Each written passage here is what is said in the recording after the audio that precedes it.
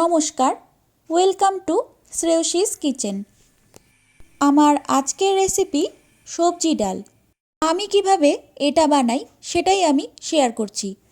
প্রথমেই আমি আধা বাটি মুগ ডাল নিয়ে নিচ্ছি। এর মধ্যে কিছুটা জল দিয়ে ভালো করে ডালটাকে ধুয়ে নিতে হবে। প্রায় 2 থেকে 3 বার ভালো করে ডালটাকে ধুয়ে নিতে হবে। ডালের মধ্যে দেওয়ার জন্য কিছু সবজি এখানে কেটে নিয়েছি। গাজর, শিম, বিন আর ফুলকপি। কড়াইতে জল গরম করে প্রথমেই ডালটাকে সেদ্ধ করতে বসিয়ে দিচ্ছি। ডাল দিয়ে 2 মিনিটের জন্য আমি ঢাকা দিয়ে রেখে দিচ্ছি। 2 মিনিট পর ঢাকাটা খুলেই এখন সবজিগুলো দিয়ে দিচ্ছি। আমি এখানে আমার পছন্দ মতো সবজি দিয়েছি। তোমরা চাইলে তোমাদের পছন্দ মতো অন্য সবজিও দিতে পারো। ডালের মধ্যে সবজি দিলে ডাল আর সবজি দুটোরই পুষ্টিগুণ পাওয়া যায়। সবজিগুলিকে ডালের মধ্যে দিয়ে দিচ্ছি যাতে সবজি আর ডাল দুটোই একসাথে সেদ্ধ হয়ে যায়। কয়েকটা কাঁচা লঙ্কা এর মধ্যে দিয়ে দিচ্ছি। সবজি আর ডাল সেদ্ধ হওয়ার সময় পরিমাণ মতো নুন দিয়ে দিচ্ছি যাতে সবজির মধ্যে নুন ভালো মতো ঢুকে যায়। এবারে আমি ঢাকা দিয়ে দিচ্ছি, তাতে সবজিটা তাড়াতাড়ি সেদ্ধ হয়ে যাবে। 50% মতো সেদ্ধ হয়ে আসলে এখানে আমি হলুদ গুঁড়ো দিয়ে দিচ্ছি। বাকি 50% ঢাকা না দিয়েই সেদ্ধ করে নেব।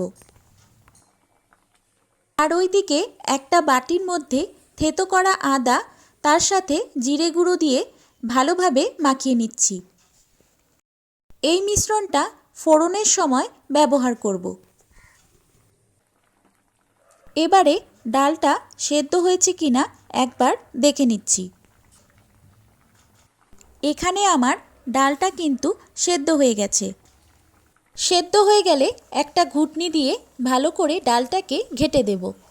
এই কাজটা খুব সাবধানে করতে হবে, কারণ ডালের মধ্যে সবজি দেওয়া আছে, সেগুলো ভেঙে যেতে পারে।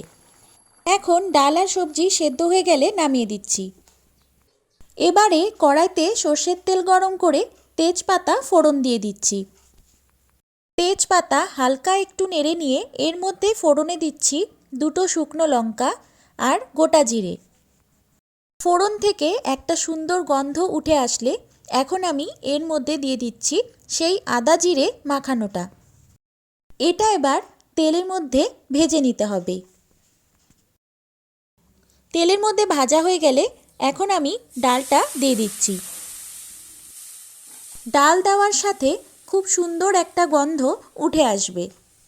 ফোড়ন দিয়ে ডালটাকে আরেকটু ফুটিয়ে নিতে হবে। এবারে আমি দিয়ে দিচ্ছি স্বাদ মতো চিনি। যেহেতু সবজি ডাল, তাই এটা একটু মিষ্টি মিষ্টি খেতে ভালো লাগে। সবশেষে আমি এর মধ্যে দিয়ে দিচ্ছি আধা চামচ ঘি। শেষে ঘি দিলে এর মধ্যে খুব সুন্দর একটা ফ্লেভার চলে আসবে। ডালটা ঠিক এই রকম দেখতে হয়েছে। এখানে আমি এই রকম ঘনত্বেরই রেখেছি, আর এর থেকে বেশি ঘন করব না। 5 মিনিট ঢাকা দিয়ে স্ট্যান্ডিং টাইমে রেখে দিচ্ছি। রেসিপিটি কেমন লাগলো আমাকে অবশ্যই কমেন্ট করে জানিও। ভালো লাগলে লাইক ও শেয়ার করে দিও। আর তোমরা যারা চ্যানেলে নতুন, তারা চ্যানেলটাকে ফলো কিংবা সাবস্ক্রাইব করে দিও। আজকের মতো এইখানেই বিদায় নিচ্ছি। দেখা হচ্ছে পরের ভিডিওতে।